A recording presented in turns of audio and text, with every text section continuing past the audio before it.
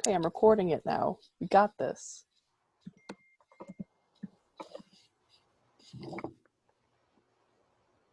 Okay. All right, so Massachusetts School for the Feeble-Minded, otherwise known as the Fernald School, is located in Waltham, Massachusetts. The Walter Fernand State School was founded by Boston reformer Samuel Gradley Howe. He was living from 1801 to 1876. In 1848, with an initial appropriation of $2,500 from the state legislature, making it the first publicly supported institution for people with intellectual disabilities in the Western Hemisphere. In 1887, their achievements were recognized by the legislature with purchase of a large new campus in Waltham. It was built in 1888, which had 86 acres featuring its own power plant and multiple buildings. It was originally operated as the Massachusetts School for the Feeble-Minded. The mental institution was later named after its third superintendent, Walter E. Fernald. Fernald was a proud advocate for the eugenics movement, which is believing that the best way to improve society and the general human race was to separate unwanted and inferior people so they could not breed. The basic conditions at the center were notably inadequate, with overstuffed dorms, widespread squalor, and multiple reports of physical and sexual abuse at the hands of the staff. In the 1940s and 50s, the inmates were systematically exposed to small doses of radiation, and their absorption of the toxic energy was monitored, and it was overseen by researchers from Harvard and MIT with the funding from Quaker Oats Company. Pictured here is a developmental center, McDougall Hall, constructed in 1898 by noted architect William Gibbons Preston. It was originally built as a girls' dormitory and was in use until about a decade ago. So the inmates were incentivized to join a science club in which they were offered parties, trips to baseball games, extra portions of food. It was not up until the 1970s that the Fernald finally began to turn around after a state lawsuit that forced the facility to correct its horrifying conditions. MIT and Quaker Oats also settled in the class action suit regarding the radiation test in 1998. 13 of these patients still occupied a small cluster of buildings on a portion of the massive campus in 2013. And then in 2014, the school was shut down. Since then, it's been abandoned. It's a picture of the rundown school, and as you can see, nature is slowly reclaiming it and taking it over. It's very desolate at this point. So then in 2014, the city of Waltham purchased the Fernald from the state for $3.7 million under the condition that most of it would be preserved in perpetuity. Meadows and fields, they said, must be kept as such or restored. And then the historical buildings, many of which were in use in the last decade, can be renovated inside, but most cannot be demolished. So there have been a few attempts to reuse the property. There's been an attempt for the Waltham High School to go onto that property, and another for a temporary police station.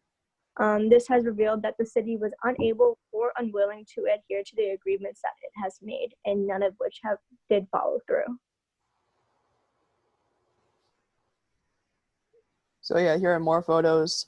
As you can see, it's been completely vandalized, and old pools and, as always, satanic looking markings from kids just breaking in and destroying the place as time has passed and gone on. So in episode 5, we would go over bringing back POS. So the Fernald campus grounds were just sitting there deteriorating with a negative history. Instead of wasting a large part of land, Waltham should rebuild the campus grounds, something positive like housing for veterans and their family, community education space, walking trails, or a campus-wide museum dedicated to the history of the grounds and what has happened there. As you know, these facilities were very popular in the 40s and 50s, and it's something that like should not be forgotten and should be talked about as a part of like learning of how we looked at mental health throughout the decades. So who we would interview? We would interview mostly the people who worked for the school, the students there, the state representative that was involved with them, past employees such as like the facilitators, those who ran the science program, the science club members, all the boys that had to endure it, the radiation, everything. There's a video that we're going to show later that would be like one of the portions we would try and get into the podcast. We would also think about interviewing like the Harvard and MIT representatives with knowledge of the case and everything. So this is a clip that we're not gonna watch the whole thing, but it talks about the radiation and everything with the science club students. Yeah, and we can include this in the playlist that we're going to make for when we submit the video too. So just let me know when to stop the video.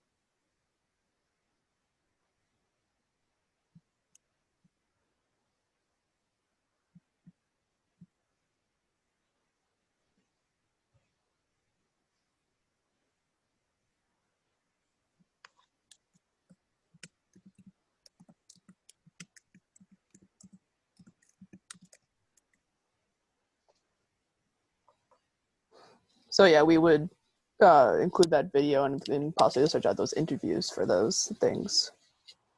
So the way we want our podcast to be set up, storytelling wise, is that the three of us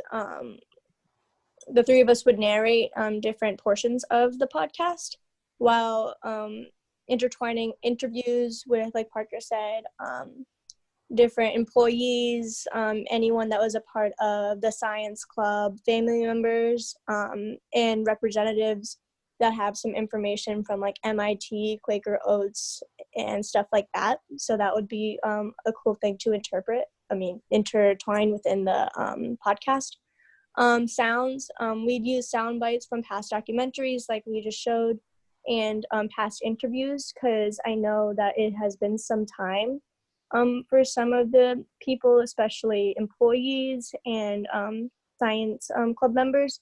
So some of them have passed. So looking back at interviews that they did have when they were outspoken about what happened when they were being neglected by the institution would be good to look back on and have kind of a primary source kind of to back up our stuff.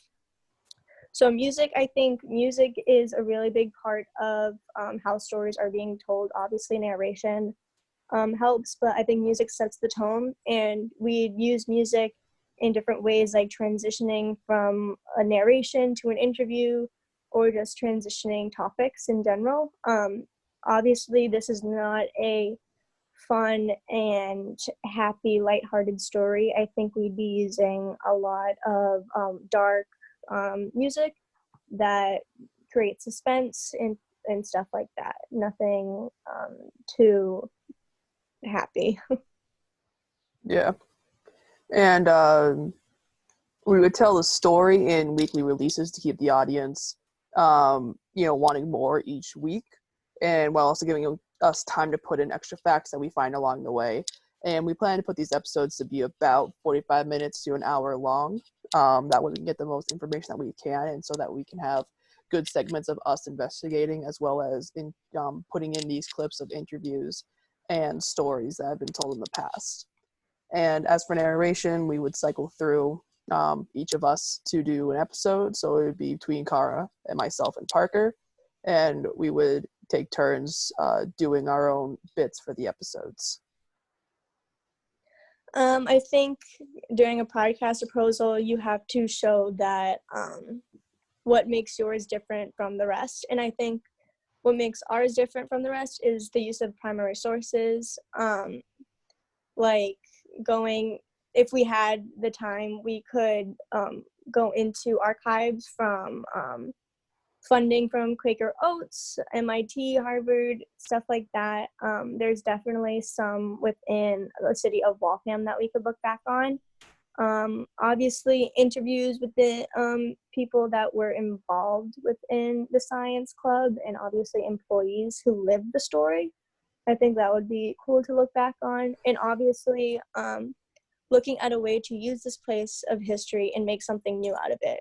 Like Max said, this place definitely has a negative connotation within the institutionalized places in America, especially in Massachusetts. So what makes our podcast different is that we do tell the story in details as unbiased as possible, but while creating a possible solution where this place of land with a negative connotation can come back to life in a positive way.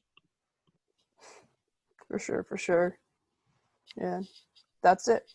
Hope you enjoy listening to our podcast, and you would enjoy staying tuned and keeping up, and ideally we could make a whole podcast out of this and we could gain some traction.